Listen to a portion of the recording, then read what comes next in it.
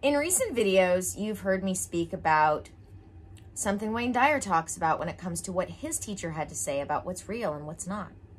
Recently, I've also talked about why words are important, how words are important, and how us having a shared understanding of what words mean is important. And today I want to bring those things together. First of all, welcome to another video. I'm Ann Blackwood, Annie for short, your Silicon Valley Sage sister, here to bring consciousness to the forefront of your daily life to make life a little kinder and simpler. So I thought it was really interesting that I've been talking about these things recently because I got a comment today on Facebook about what's real from someone's perspective. And I'm going to share this comment with you. He said, "In my way of looking at it, what is real? Your longings, your ideals, your values, and your commitment to these things. The external world is something we cannot be sure about." This is a great example of how we are programmed to think in ways in which are exactly the opposite of what is healthy when it comes to our mental health, our mindset, and therefore our life. And I see this more and more. And I want to state that this isn't about who said what. This is about what is metrically, measurably apparent when it comes to what leads to good mental health, good health in general, versus what leads to the opposite. We have to have shared understandings of things. And my response to this was, actually, the opposite is true of what he said. And that's not to say that your ideals, values, and commitment to these things aren't important, but they're not what's real. Especially if you take into consideration the teaching I shared from Wayne Dyer's teacher. What is real is what doesn't change. What is real is the external world that doesn't change. That is actually the most reliable thing. Trees remain trees, rocks remain rocks. The things that change are what humans have domain over in the external world, and those things might not be reliable, but the external world at its basic levels is actually what's the most reliable. And that's why things like science are still important, even to those of us who are spiritually inclined. I looked up the definition of real, and it still agrees that, number one, real is actually existing as a thing or occurring in fact, not imagined or supposed. And number two, not imitation or artificial, genuine. Now, we have to take this word genuine into context with the rest of the sentence, which was not imitation or artificial. You can even look at it as what's pure. You could use the word pure in replacement of this word genuine. What is uniquely itself and not polluted with anything else. Not constructed not artificial. We all, I think, can understand what artificial means.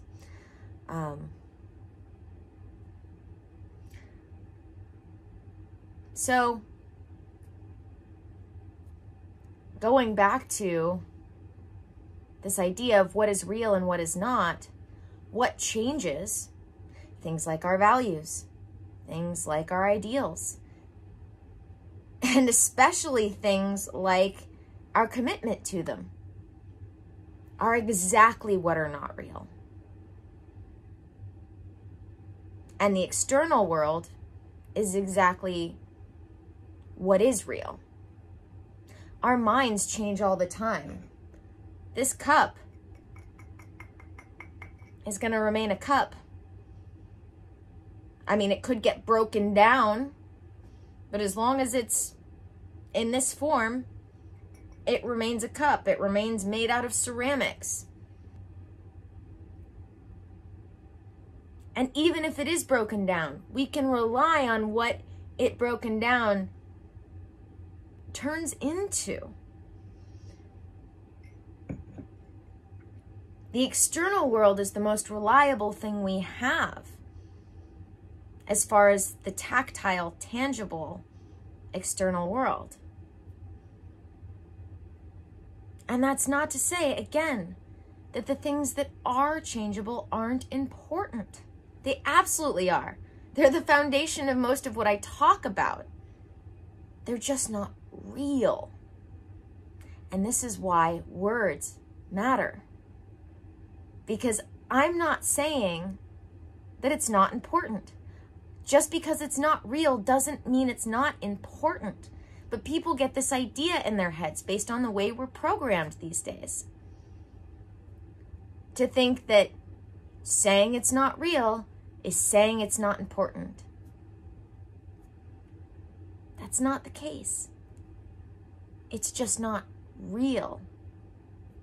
It's malleable, it's changeable. So, the other thing I wanted to talk about when it comes to this is how without this basic understanding, common understanding, we can't communicate really at all.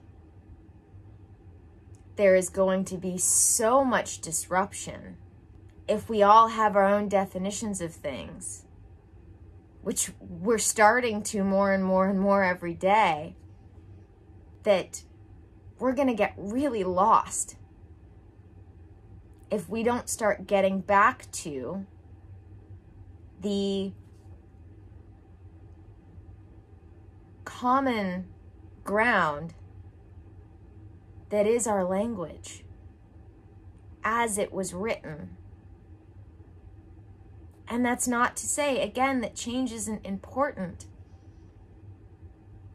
But what is very obvious is that the direction in which we are going now in terms of change is not just not more healthy, not healthy. If that makes sense. Everybody thinks we're getting better. We're not getting better. We're getting worse. Every day there are more miserable people. What's changed? Every day there are more unhealthy people. What's changed? It's pretty obvious what's changed. And I like to remind people that we can never get back to anything in that sense, but we can move forward to better, and we can use what we used to. And we know that there was a time when there were things that we used differently that were better. And having an understanding of what's real, having an understanding that there's your perspective, my perspective, and the truth, not my truth and your truth, and some intangible thing in between. We know which one is healthier for our minds. It's very apparent. And that's what we need to go back to using. Though we cannot get back to where we were, we can start using what is healthier again. So, there is a point and purpose to understanding that the way you look at things are different. But that is your perception. And there's not real to you. There is your perception, what you perceive to be, but what is true is true. What is real is real. And your perception of that is what is malleable, not the truth, not what is real. So, when we can start to grasp this, which this is going to seem like a contradiction to people spiritually, but it's not.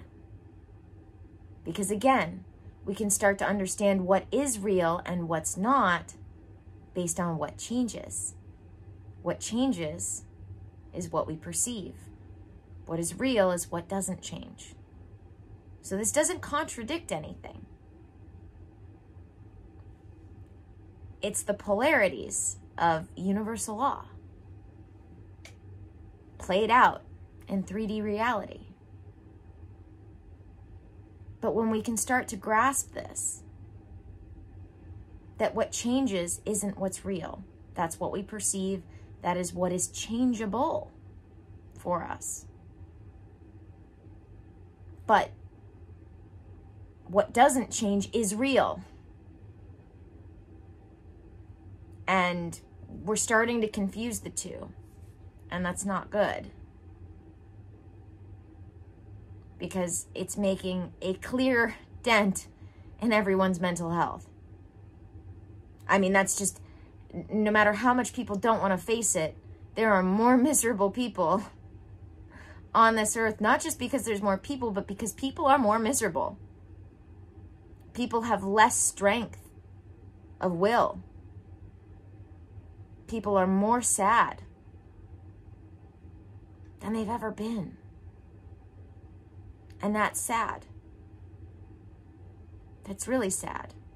It's why my mission is what it is, to help people start understanding these differences so that they too can have a mind, body, and spirit that is healthy and therefore allows happiness to come naturally in their lives by stepping out of these ordinary levels of consciousness that get programmed into us and into the spiritual levels of consciousness that allow us to openly perceive all the perspectives and what is real.